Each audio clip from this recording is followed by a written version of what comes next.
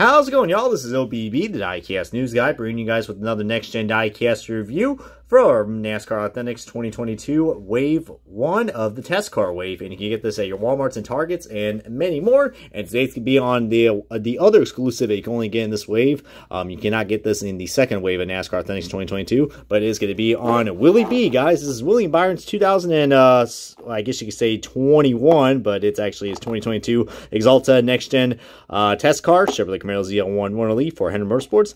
And yeah, anybody who's a big fan of the Axalta scheme, the modern Rainbow Warrior scheme that we had from 2021 that he won at Homestead, which by the way, I do have the Homestead raced version review and also, you know, his regular car. But yeah, this is a test car, guys. And you see, this is actually, I think, you know, one of the Henry Motorsports diecasts, or I think the one and only that will have, you know, the center number, because, yeah, it is a test car, which is a damn shame, because I think that this would have looked a lot better than what we actually got with the actual Axalta car, which I think the only difference is, of course, you know, the gunmetal rims that we got, but I believe you can get that in the haulers for $12 at the Henry Motorsports hauler. But heck, this is probably the best thing we got, and let me just say, this thing looks absolutely beautiful. The bright, beautiful Axalta paint colors on this next-gen body of this test car that he, you know, made a debut at, you know, one of the first couple tests that we got, which was at, you know, last year's Daytona test, so during the fall. So pretty cool. But yeah, there's the packaging. You guys want to see that with the manufacturer driver card, which, you know, it's just the manufacturer. So good old Chevrolet bow tie. Come down to the backside right here. It's pretty much the same. And now let's get on to the unboxing, the official diecast review of this NASCAR Authentics Wave 1 test car exclusive of William Byron's 2022 Axalta test car.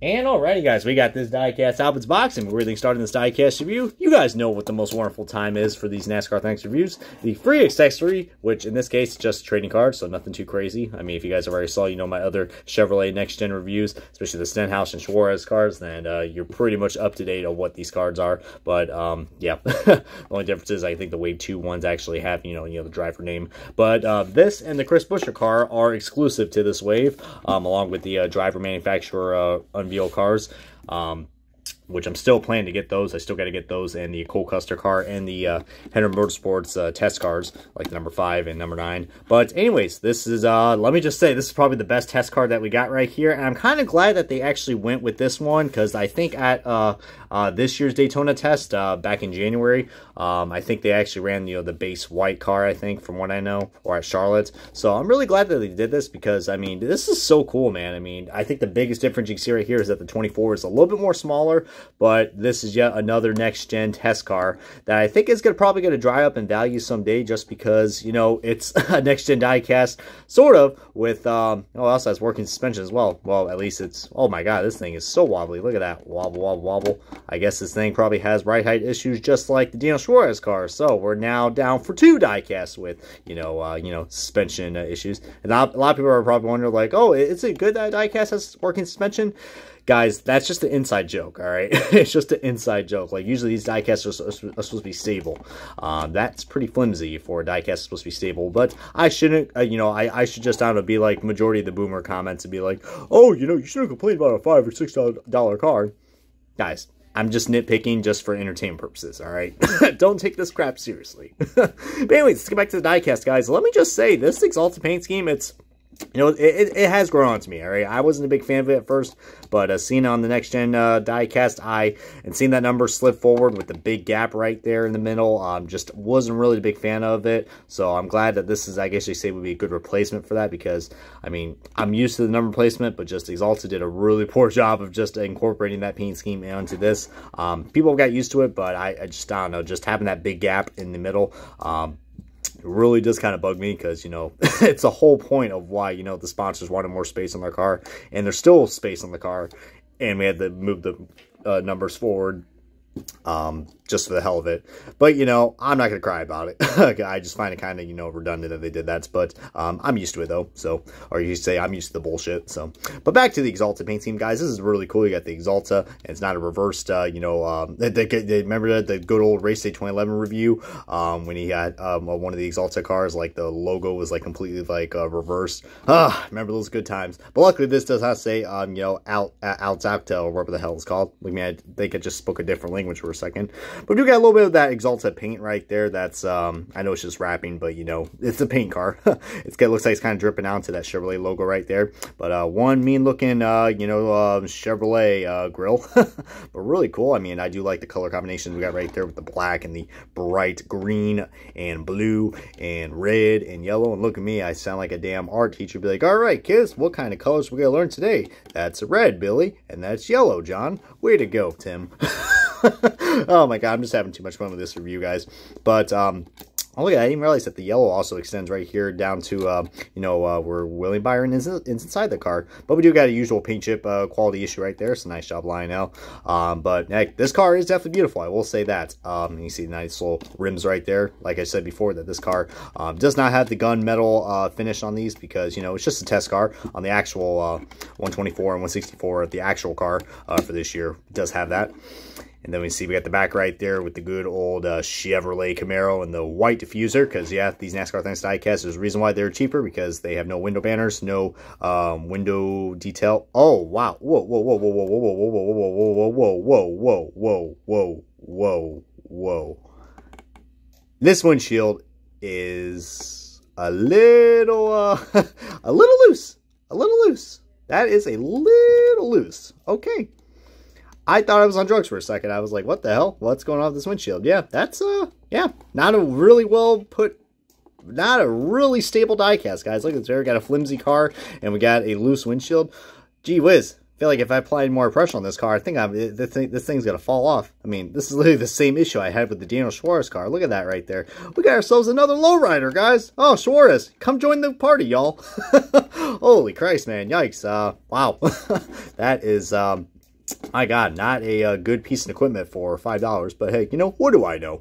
But anyways, getting back to the diecast before I got distracted with that. I mean, it's easy to get distracted with the Lionel quality issues that we got, and luckily they've looked like, and sadly it seems like they've continued on with the quality issues leading into these new cars, which, you know, I was being optimistic, but yeah, we still got issues, my friends. But anyways, get back to the diecast, because, you know, a lot of people don't really want me to say crap about Lionel, even though I do want to, so this is a cool looking diecast. I do like they added the little rivets right there, you know, for the spoiler. That's a nice little touch that we got right there for these next-gen cars. I thought they were going to cheap them out and not put them on the NASCAR Authentics cars, but they did. But this car is not as bad as the Daniel Suarez car, but we do got ourselves another paint chip right there on the 24, and it's just me, that 24 is just a little lopsided, just like, hey, you know, I'm going to go lower and lower until you can't see me anymore. But, yeah, it's definitely not a well-put made diecast, but heck, you know, it's you know, considered, you know, what the boomers say, a toy, so I shouldn't really complain. And on the bottom, we got ourselves a white, you know, underside, and, yeah, I mean, not really the biggest fan of the white underside, but hey, you know, who really looks at that underneath, who really looks at the underneath diecast anyways, so. But, yeah, I mean, and let me tell you what, guys, William Byron's had a pretty good season so far. I mean, pretty consistent. He's already got 2 wins so far this year, winning at, you know, the newly configured the first race at the newly configured Atlanta race, which I was at the second race of that, which was interesting. And he also won at that boring Martinsville race. So, yeah. Man, it's been a pretty consistent season so far. William Byron finally got, you know, more than 1 win, kind of like what Ryan Blaney did his first few years in Penske. So, hey, William Byron's really starting to make a name for himself. I mean, he's still pretty underrated as the Hendrick Motorsports driver. I don't know. I mean, between him and Bowman, I think they're pretty much neck and neck of, you know, in terms of underratedness. But, you know, Hendrick Motorsports really has been getting their foot in the doors lately for this championship. And William Byron could definitely be a good exception for this year. But we'll see how that momentum plays out. And now let's get on to the side-by-side comparison of last year's Axalta car with this year's. And, of course, this is definitely going to tell you guys just look at the big difference, guys. The paint scheme is pretty much exactly the same, but you can definitely see, you know, the paint scheme definitely had to make some changes just because of the new body style. As you can see right there, I mean, kind of looks like the paint scheme from the Axalta car from 2021. It looks a little more wider, and then right here on the next gen, it's a lot more narrower. But, yeah, these cars are a lot more taller.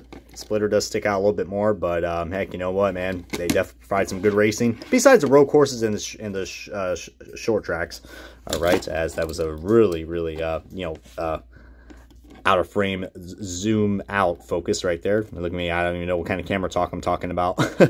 Oh man, but you see what I mean, guys? The 24 is a lot more you know, normal than here. It's a lot more smaller, but hey, at least it's in the middle, so I guess that's cool. And now we're gonna get on to a closer look right here, but you can see right here, you know, paint seems pretty much the same. It does look like that these decals are a little bit more lower. It's not really as symmetrical as right here compared to there, but hey, it's a test car, so I shouldn't really complain.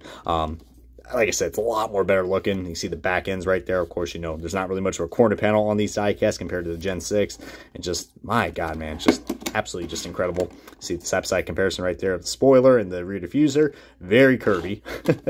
But I just love that detail, guys, with the spoiler. It really kind of gives this car a little finesse, if you know what I mean. And you see right there, no details on the windshield. These windshields almost look like they are just like, there's like basically nothing.